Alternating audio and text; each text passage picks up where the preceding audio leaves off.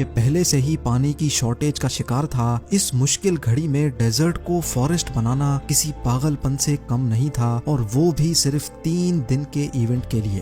لیکن شاہ اپنے مہمانوں کو ایک ایسا ایکسپیرینس دینا چاہتا تھا جو انہوں نے کبھی سپنے میں بھی نہیں دیکھا ہو۔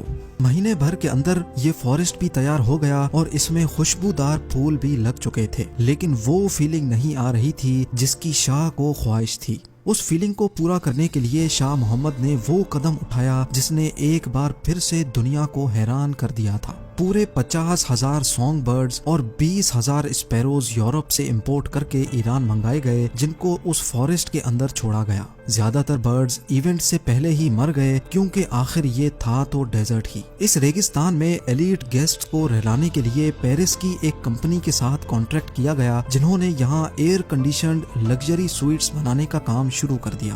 ہر ایک سویٹ میں 2 bed room, 2 bath rooms, sitting روم اور کچن بنایا گیا، اور یہ پلان کیا گیا کہ ہر سویٹ کے ساتھ 5 کوکس اور 20 سرونٹس 24 گھنٹے موجود ہوں گے۔ یہ لگژری سویٹس بنانے کا کام پیرس میں ہی کیا گیا تھا، اور پھر کئی 100 پلینز کی مدد سے ان کو ایران میں لا کر اسمبل کیا گیا۔ ٹوٹل 50 سویٹس کو 160 ایکڑ کے ایریا میں بنا لیا گیا، اور وہ بھی صرف چند ہی مہینوں میں۔ جو زمین صرف چند مہینوں پہلے گرم ریت میں ابلتی تھی، وہاں اب forest, perfumed garden, golf course اور ایئر کنڈیشنڈ لگژری سویٹس بنا دیے گئے تھے، وہ بھی صرف 3 دن کی پارٹی کے لیے۔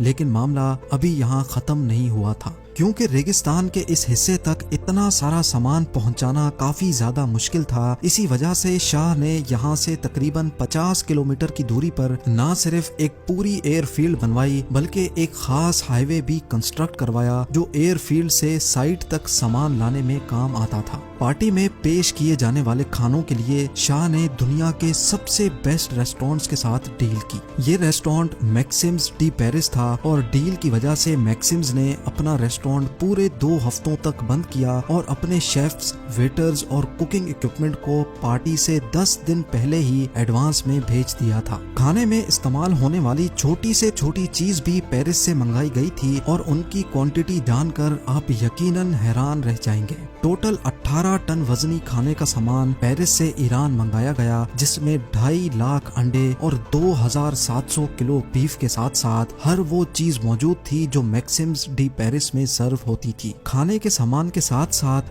12 ٹن وزنی مہنگی ترین وائن بھی پیرس سے منگوائی گئی تھی، لیکن ساری لیمٹس تب کراس ہو گئیں جب سب کو یہ معلوم پڑا کہ وائنز کو ٹھنڈا کرنے والے آئس کیوبز بھی پیرس سے منگوائے گئے ہیں۔ اب باری تھی اس ایونٹ کی سیکیورٹی کی، کیونکہ اس عالیشان پارٹی پر جتنا خرچہ ہو چکا تھا اس کی وجہ سے ایران کے لوکلز میں کافی غصہ پایا جا رہا تھا۔ اسی وجہ سے ایونٹ کو سیکیور کرنا کافی زیادہ ضروری تھا۔ پارٹی پر آنے والے چند 100 مہمانوں کی سیکیورٹی کے لیے 65,000 آرمی سولجرز کو ڈپلوائے کیا گیا، جنہوں نے ہر چند 100 میٹرز کے بعد چیک پوسٹ بنا رکھی تھی۔ جو لوگ اس پارٹی کے خلاف آواز اٹھا رہے تھے ان کو اریسٹ کر کے لاک اپ کر دیا گیا، اور پارٹی سے پہلے ہی نہ صرف ایران کے بارڈرز بند کر دیے گئے بلکہ پورے ایران کو لاک ڈاؤن کر دیا گیا تھا۔ آخر کار وہ گھڑی آ چکی تھی جس کا سب کو انتظار تھا۔ یہ دن تھا 14 اکتوبر 1971 کا، اور یہ پارٹی کا پہلا دن تھا۔ اس پارٹی میں شرکت کرنے کے لیے مہمانوں کی آمد شروع ہو چکی تھی۔ اسپیشل ایئر فیلڈ پر ایک کے بعد ایک ایئر پلین لینڈ کرتا گیا۔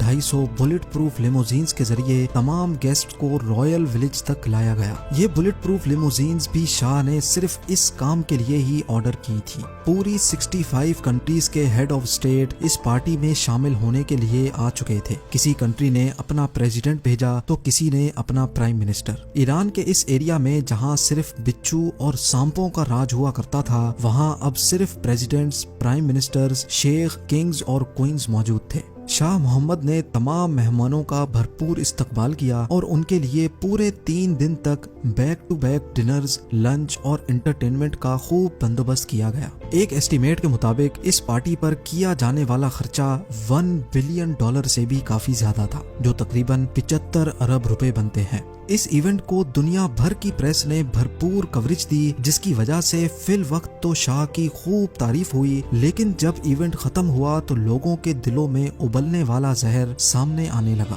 ایران کے لوکلز جو بیسک فیسلٹیز کو بھی ترس رہے تھے، انہوں نے جب اپنے بادشاہ کو اربوں ڈالر ہوا میں اڑاتے دیکھا تو ان سے رہا نہیں گیا، اور تب ایران میں ریولوشن کی ایک ایسی لہر آئی جس نے 1978 میں شاہ محمد رضا پہلوی کو ہٹا کر آیت اللہ خمینی کو اپنا سپریم لیڈر بنا دیا۔ شاہ محمد جو اپنی جان بچا کر ایجپٹ بھاگ گیا تھا، وہاں 1 سال کے بعد اس کی ڈیتھ ہو گئی، اور یوں صرف ایک پارٹی کی وجہ سے پہلوی ڈائنیسٹی کو پورے ایران سے ہاتھ دھونا پڑ گیا۔ امید ہے زیم ٹی وی کی یہ ویڈیو بھی آپ لوگ بھرپور لائک اور شیئر کریں گے۔ آپ لوگوں کے پیار بھرے کامنٹس کا بے حد شکریہ۔ ملتے ہیں اگلی شاندار ویڈیو میں۔